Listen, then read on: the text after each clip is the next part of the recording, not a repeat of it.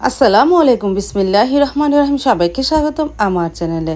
শুভ সকাল। এখন ঘড়িতে প্রায় 7টার মতন বেজে গেছে। ভাইয়ারও ব্যাগ গোছানো হয়ে গেছে, সকাল সকাল চলে যাবে ঢাকা।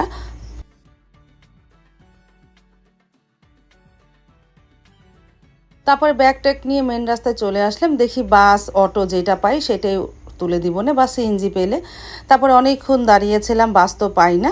তারপর অনেকক্ষণ পর একটা অটো পেয়েছিলাম। এই যে ব্যাগ ট্যাগ নিয়ে সবাই মেন রাস্তায় চলে আসলো।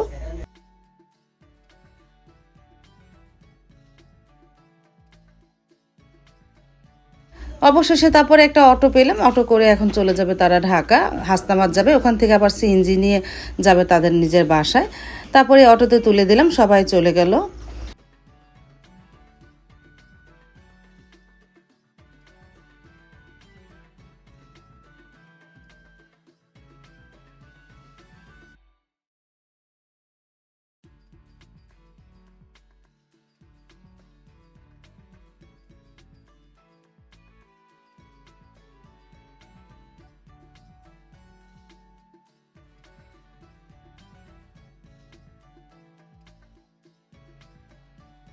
তারপর তো বাসায় চলে আসলাম। আসার পর একটু রেস্ট নিয়ে সকালে নাস্তাটা তৈরি করতেছি। ফ্রিজে রুটি ছিল, রুটি বের করলাম, রুটি ভেজে নিতেছি, ডিম পোচ। এই সকালের নাস্তা।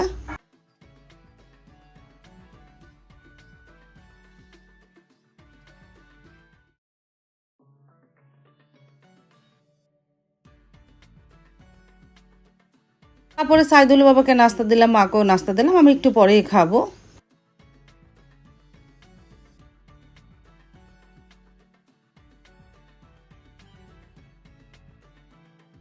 তারপরে দেখতে দেখতে ঘন্টা দুয়েক বেজে গেল, রান্নাঘরে চলে আসলাম। শুটকি রান্না করব পটল দিয়ে। এই কয়দিন তো গোস্ত খেতে খেতে আর ভালো লাগে না, তারপর আজকে শুটকি রান্নার কথা বললো সাইদুলের বাবা। আর এদিকে পুয়ের ডোকা দিয়ে ডাল রান্না করব, ভাত। এই দুপুরের মেনু তাহলে। আর এদিকে কলা বের করে রেখেছি, কলার পিঠা বানাবো।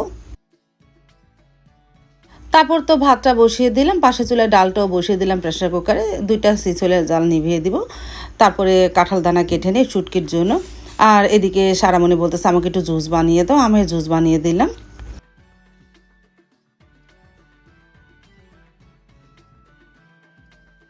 আমের জুসটা বানানো হয়ে গেল। এখন জুস আর গ্লাসে ঢেলে সারামণিকে দিয়ে আসি।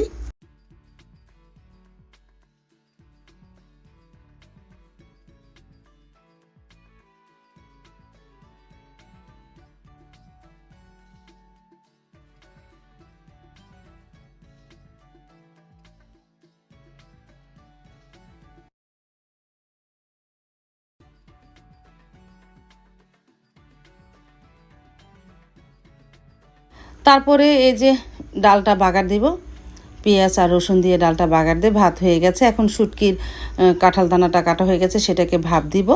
আর পটল আলু কেটে নিই।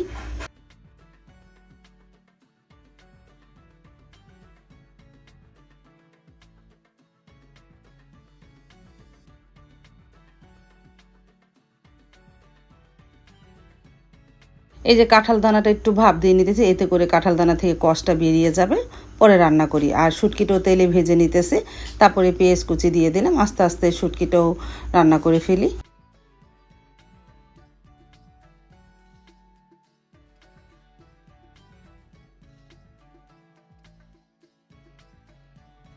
মশলাও কষানো হয়ে গেল। আর এদিকে শুটকির জন্য পটল আলু কাঁঠাল দানা দিয়ে দিলাম মশলার মধ্যে। এর মধ্যে শুটকিও কষিয়ে নিয়েছিলাম। এখন এটা ভালোভাবে কষিয়ে পানি দিয়ে দিব। আস্তে আস্তে শুটকিটাও রান্না করে ফেললাম।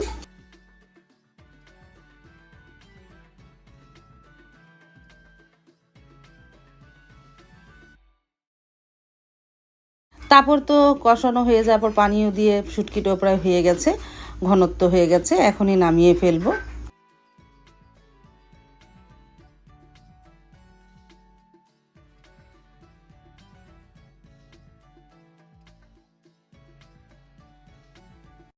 তারপরে দুপুরে খাবারটা খেতেও দিলাম মাকে। মা খেতে বসে পড়লো। সাইদুলে বাবা আমি একটু পরে খাবো।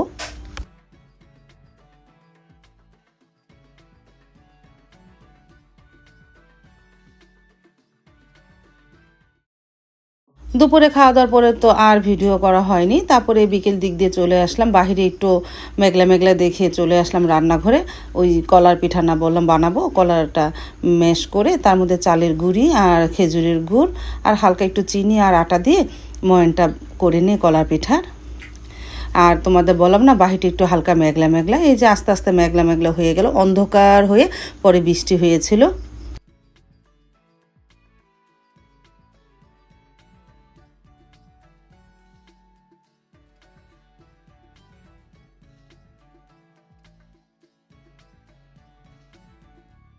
আর এদিকে কলার ময়নটা হয়ে গেছে, মানে গোলাটা।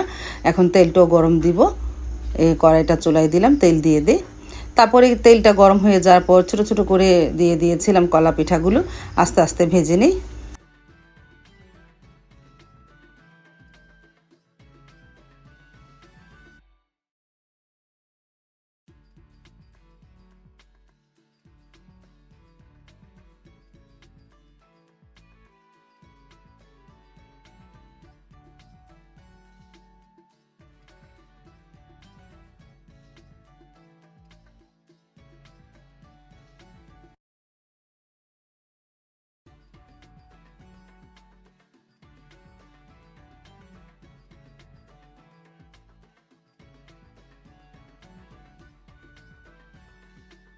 তারপর তো একটা একটা করে উল্টিয়ে দিলাম।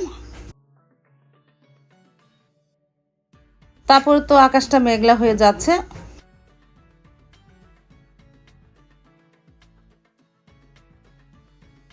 আর এদিকে প্রথম খোলার পিঠাটা উঠালাম, খুব মচমচে হয়েছিল, ভালোই লেগেছিল।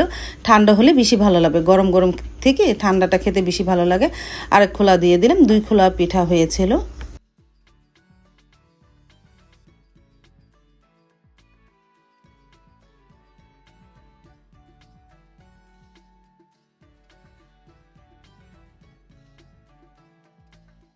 আর দেখো কি পরিমাণ অন্ধকার হয়ে গেছে, মনে হচ্ছে যে সন্ধ্যা। তারপরে গুড়ি গুড়ি বৃষ্টি প্রথমে শুরু হলো, তারপরে ঝুপঝুপিয়ে বৃষ্টি নেমেছিল।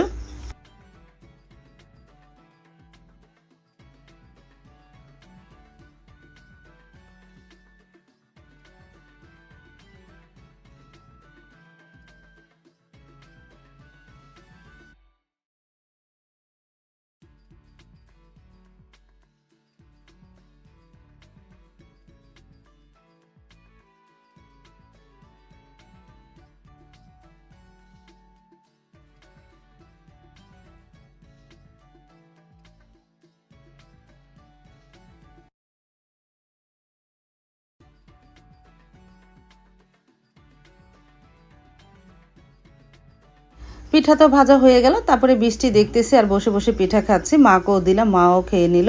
পরে আস্তে আস্তে আকাশটা একটু ফর্সা হয়েছিল। আজ তাহলে এই পর্যন্ত, দেখা হবে আগামীকালকে নতুন আরেকটা ব্লগ নিয়ে। আল্লাহ হাফিজ, আসসালামু আলাইকুম।